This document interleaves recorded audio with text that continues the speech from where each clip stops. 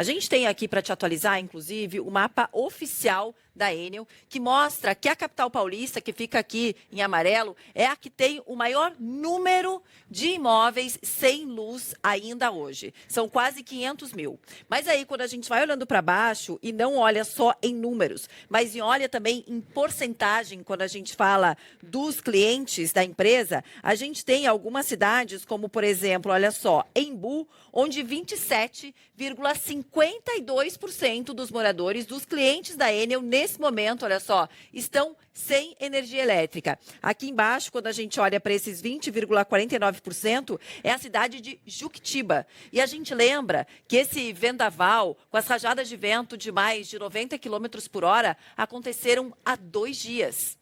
48 horas depois. E, mais uma vez, esse inferno, esse apagão na vida de milhares e milhares de moradores da capital paulista, da Grande São Paulo e também de todo o estado de São Paulo. Aliás, por falar em Enel, estamos tentando falar com a Enel desde ontem. A gente pediu a algum representante para nos esclarecer aqui o que está acontecendo, está faltando gente para trabalhar, porque essa demora mais uma vez no atendimento. Mas até agora a resposta que nós tivemos da Enel foi que eles não têm agenda para conversar com a gente. Mas olha, Enel, a gente segue por aqui, tá?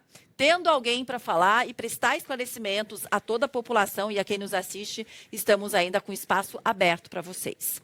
E além, claro, dos prejuízos das pessoas, da questão física, da questão de você não conseguir tomar um banho, de você perder a comida que está no seu freezer, da pessoa que a gente viu ali, a senhora, que tem doença, que não consegue, as pessoas com dificuldade de locomoção, prédios que estão sem energia elétrica e não tem como subir o elevador, às vezes idosos, grávidas, pessoas que têm algum problema de locomoção. Está muito grave a situação. E essas pessoas ainda sem resposta. E ainda tendo que enfrentar esse verdadeiro apagão. Não é a primeira vez. Além desses prejuízos que a gente tem, a vida e a economia desses lares, a gente tem também os negócios. Os bares e restaurantes já estimam um prejuízo que pode chegar a 100 milhões de reais. É muito dinheiro. A gente conversa agora com Enio Miranda, ele é diretor de Planejamento Estratégico e Governança da Federação dos Hotéis, Restaurantes e Bares do Estado de São Paulo.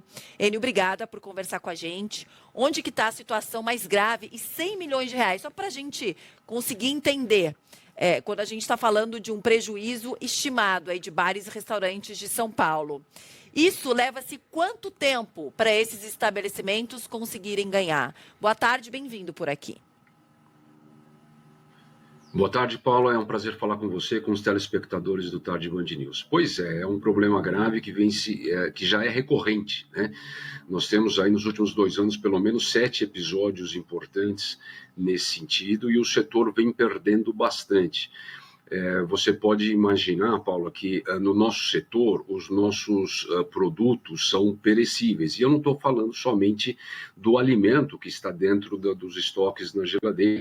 Estou falando também dos hotéis, da hospedagem. As diárias são perecíveis. Estou falando dos eventos, principalmente nesta época do ano. Como vocês sabem, todas as celebrações, os eventos de final de ano. Então, o prejuízo, esse número anunciado ontem, era um número estimado.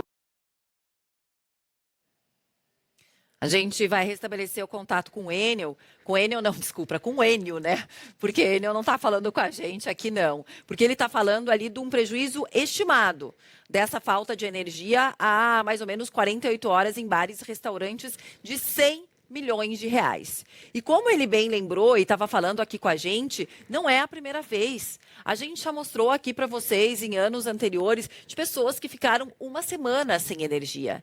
E isso acontece também com estabelecimentos. A gente tem muito recorrentemente, inclusive na capital paulista, não só a falta de energia, que afeta, além de estabelecimentos e residências, afeta também os semáforos. Isso acaba também complicando ainda mais a questão do trânsito, além das imagens que a gente está vendo, de mais uma vez a reprise de quedas de árvores. Isso é um problema antigo e uma discussão antiga. Tem muitas árvores muito velhas, ocas por dentro, e que realmente a prefeitura acaba não fazendo a fiscalização.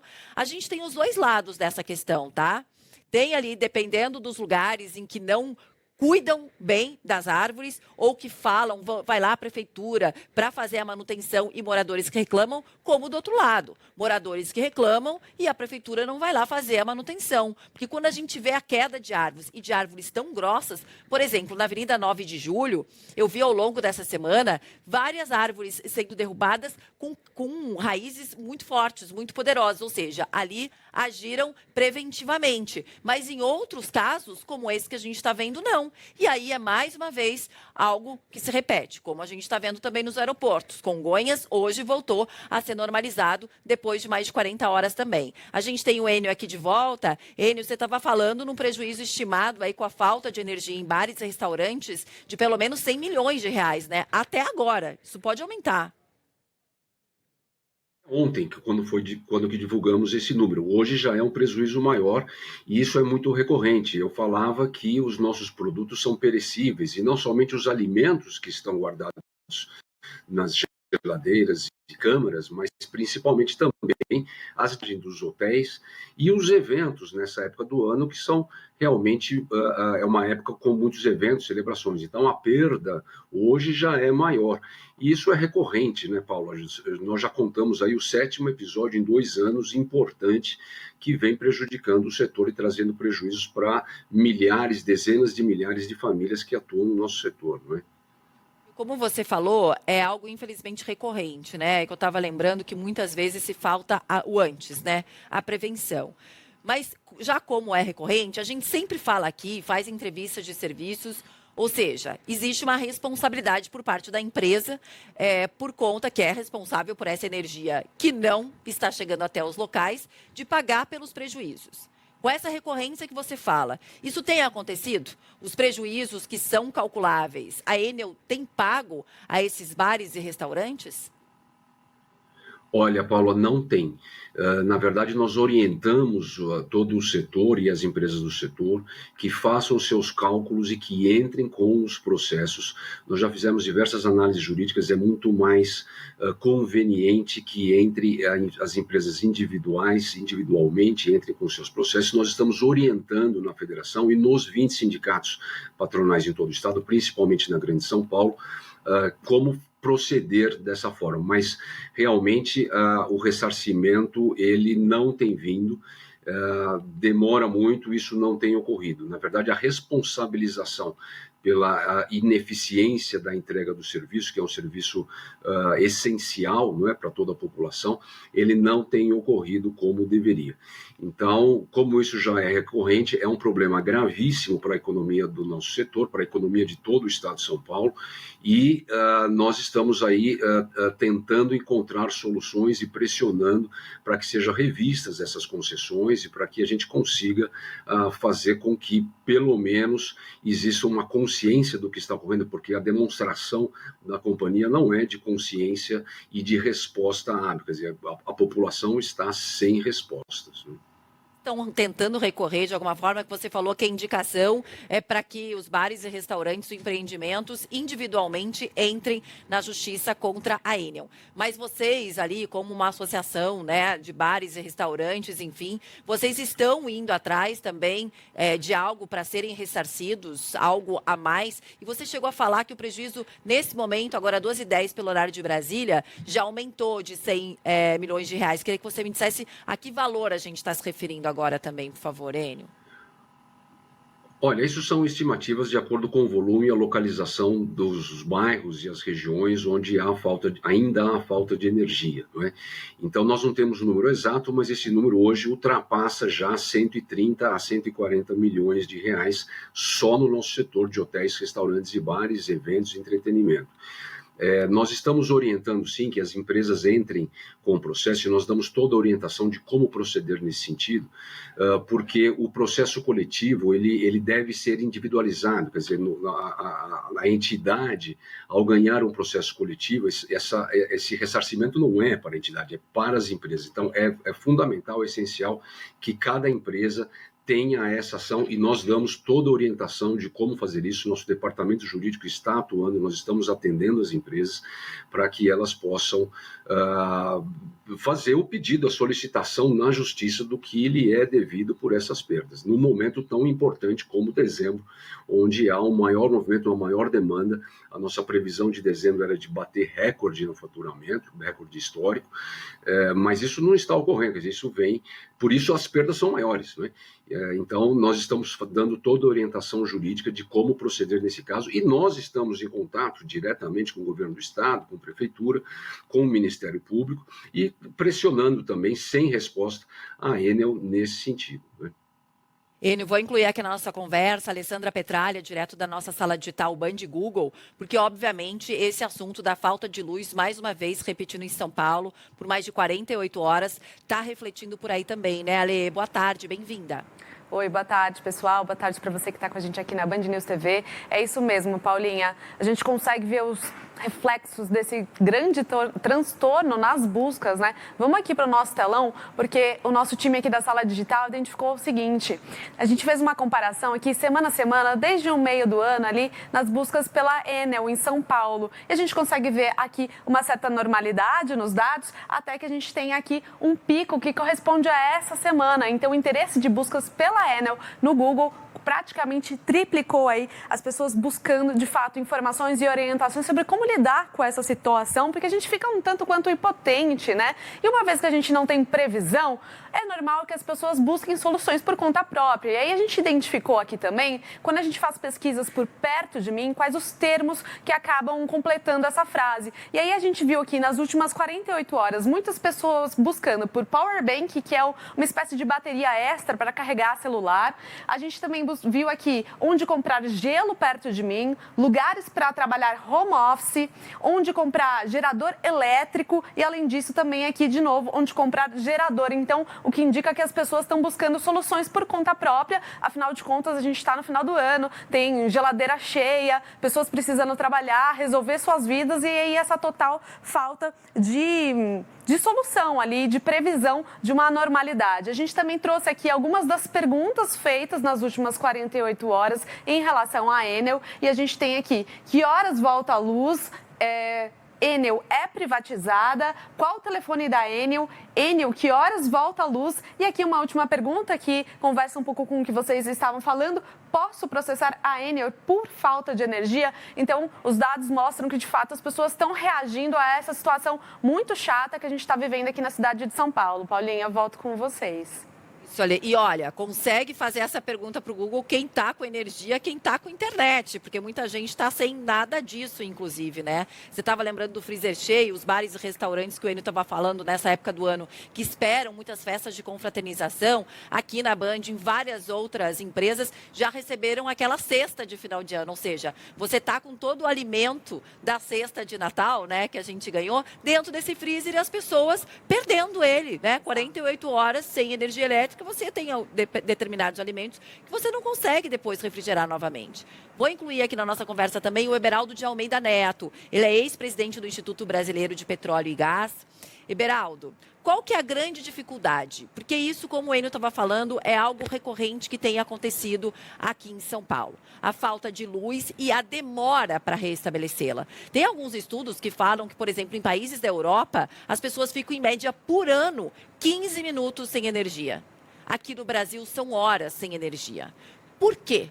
Qual que é a dificuldade? O quão diferente é o nosso sistema e qual a maior dificuldade que a gente tem nesse sentido? Por que esse problema segue se repetindo? Boa tarde para você, bem-vindo por aqui. Boa tarde, Paulo. Boa tarde a todos. Os problemas, as causas são muitas, né? A gente tem a causa imediata, que é a questão meteorológica, que a gente tem sofrido, já não é de hoje, né? Não é a primeira vez que São Paulo passa por isso. Então, a prontidão ela tem que ser diferente. E aí tem que se mexer também nas questões estruturais. As redes aéreas, elas são mais suscetíveis a esse tipo de ocorrência. Então, tem que haver um investimento em colocar parte da rede de distribuição por via subterrânea, né, que fica imune a essa questão das ventanias, de ação de árvore. Então, isso precisa de investimento. Para ter investimento, a empresa ela vai cotejar o investimento que ela vai fazer com o retorno, e essa concessão é uma concessão que vence agora em 2028. Então, ela não tem uma segurança que essa concessão vai ser continuada com ela, ou se outro vai assumir. Aí isso passa pelo contrato que é assinado entre a concessionária e o governo federal via as agências reguladoras, no caso específico a ANEEL, né, Agência Nacional de Energia Elétrica. Mesma coisa acontece para a ANP, para outras agências todas de telefonia, de transporte. São autarquias que representam o governo, que é o concessionário do serviço público, e aí o que a empresa privada analisa, ela coteja lá, vale a pena eu fazer esse investimento e vai vencer ali na frente? Então, a questão é número e bastante fria. Então, aí entra o papel do Estado, de certa maneira, ter contratos, né, que sejam contratos mais eficazes, né, e a gente tem que entender também a função do Senado nesse processo, já que todos os diretores das agências passam por sabatina no Senado, e tem sempre aquela briga se a gente coloca uma diretoria mais técnica ou mais política. Então, esse é um problema antigo no Brasil, de décadas, né? E, de certa maneira, isso tudo contribui para essa demora no enfrentamento do negócio. Então, tem que se pegar a questão, analisar o todo técnico, tem que ser refletido nos contratos, né? Tem que se discutir a entidade cedente, no caso o governo federal, que concede essa licença à Enel, que é a concessionária, para executar o serviço. Isso tem que haver discussões permanentes e cobranças de metas, né, para que a população não sofra no final das contas. Sobre infraestrutura, você explicou que um problema, se a gente compara o Brasil com outros lugares pelo mundo, é justamente a questão aérea, né? Onde estão os nossos cabos, que a gente quase não consegue enxergar, é um emaranhado no outro. Isso também existe muito aqui em São Paulo, né?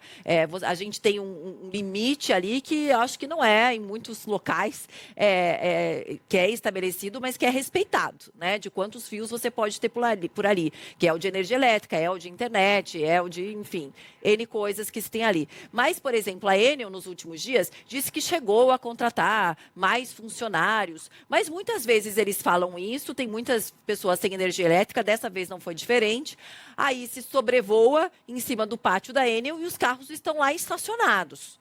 Quando a gente fala de infraestrutura, a infraestrutura dessa empresa é ok para atender a esses consumidores em São Paulo? Ou ainda está faltando investir em infraestrutura? E se a infraestrutura é ok, qual é o problema que está acontecendo, então, até chegar esse atendimento ao consumidor? Paula, a questão da extensão dos danos, né? A Enel não pode controlar, tudo bem, mas não é a primeira vez que isso acontece. Então, ou ela tem que montar uma superestrutura para lidar com esses danos e reparar num tempo menor possível, isso ela não vai fazer, porque a quantidade de recursos é muito grande, ou ela tem que trabalhar na redução dos efeitos quando houver esses ciclones, né? E aí a questão é de trazer a rede da parte aérea, que é sujeita a esse tipo de ocorrência, para a parte subterrânea. Aí entra o que eu falei na questão do investimento.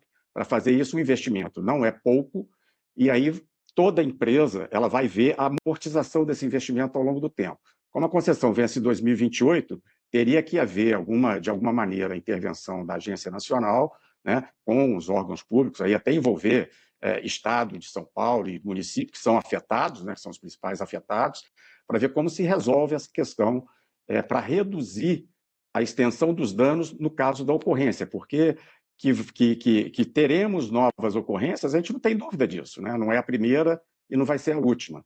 E a estrutura, se a rede aérea, numa megalópole como São Paulo, cada vez com densidade energética maior, são edifícios enormes, a concentração enorme de energia, quer dizer, transmitindo, fazendo toda a distribuição em rede aéreas, o risco é enorme, e aí não vai ter estrutura que dê conta disso.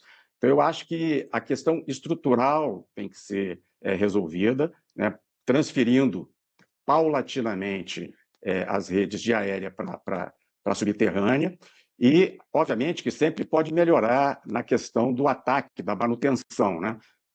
Mas aí são pessoas, as pessoas têm que estar treinadas, são caminhões, são equipamentos, e aí não é da noite para o dia que você decuplica ou triplica uma estrutura dessa. Beraldo, ele é diretor de Planejamento Estratégico e Governança da Federação dos Hotéis, Restaurantes e Bares do Estado de São Paulo. E ele estava contando para a gente do prejuízo que, nesse momento, no setor, já está ali entre 130 e 140 milhões de reais. E estava falando também que algo não é recorrente e que existe uma dificuldade para se processar, ou seja, para se ter de volta da empresa esse valor aí do prejuízo. Agora, Enio, eu queria tentar entender, assim, como você falou que é recorrente. Qual que, se vocês têm um estudo de uma média de tempo que realmente a empresa leva para atender ao setor, ou seja, para restabelecer a energia no setor? E claro que quando a gente fala de bares, restaurantes e hotéis, a gente tem de todos os tipos, né? E de todas as necessidades.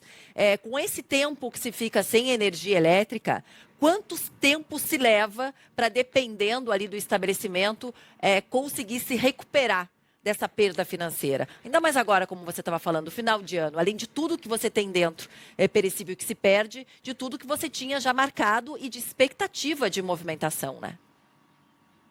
Pois é, a cessão de lucros, né? Quer dizer, o que se deixa de ganhar, que também é levado em conta, também deve ser considerado nesse processo. Agora, a recuperação, Paula, ela é muito longa. Lembrando que o nosso setor, ele já sofre aí, já vem sofrendo nos últimos anos de um aumento inflacionário maior do que a média, a inflação do alimento e da infraestrutura do setor tem sido maior do que o IPCA médio do país. E as margens são muito apertadas. Ou seja, mesmo com o aumento de demanda, essa é uma outra matéria que nós divulgamos um estudo agora recentemente sobre o aumento da demanda no setor, mas não houve o aumento de ganhos porque a inflação vem comendo. Então as margens são muito apertadas. Com margens muito apertadas, uma recuperação de 2, 3, 4 dias de atividade do seu negócio, ela pode levar, muitas vezes, para pequenos negócios, ela pode levar um ano. Para grandes negócios, às vezes há uma certa mobilidade ou outras possibilidades de investimento. Lembrando que no nosso setor, mais de 95% das empresas são micro e pequenas empresas, com famílias trabalhando, muitas vezes a família inteira trabalhando lá, que deixou de ganhar, além das perdas do investimento que foi feito para o mês de dezembro. Então, a recuperação é muito lenta, muitas vezes não há, quebram negócios, às vezes você fica 3, 4 dias sem faturamento no mês, com contas a pagar. O pequeno negócio sofre, quebra, né? Então, é muito complicada essa situação para o nosso setor, que é um setor que depende do cliente na porta, quer dizer, é um setor onde os serviços e os produtos são 100% perecíveis, né? Esse é um problema gravíssimo. Beraldo, qual que é a responsabilidade da empresa nesses casos? E também a gente abriu o Tarde Band News de hoje mostrando das pessoas, a situação das pessoas, as pessoas que têm doenças e estão sem energia, edifícios, né, prédios que estão sem energia, sem elevadores, com pessoas idosas, grávidas, com problema de locomoção que não conseguem chegar em casa, acaba afetando também a água para muita gente que não consegue tomar um banho quente. Ali estava trazendo da sala digital a questão de todo mundo perguntando ali como processar, quando volta a luz. Qual que é a responsabilidade da Enel nesses casos, tanto dos setores, ou seja, tanto dos empreendimentos que são afetados, quanto da vida pessoal de cada um? A questão transcende muito, como foi dito aí, meramente a questão contratual entre com a concessionária e o governo federal, que é o concedente.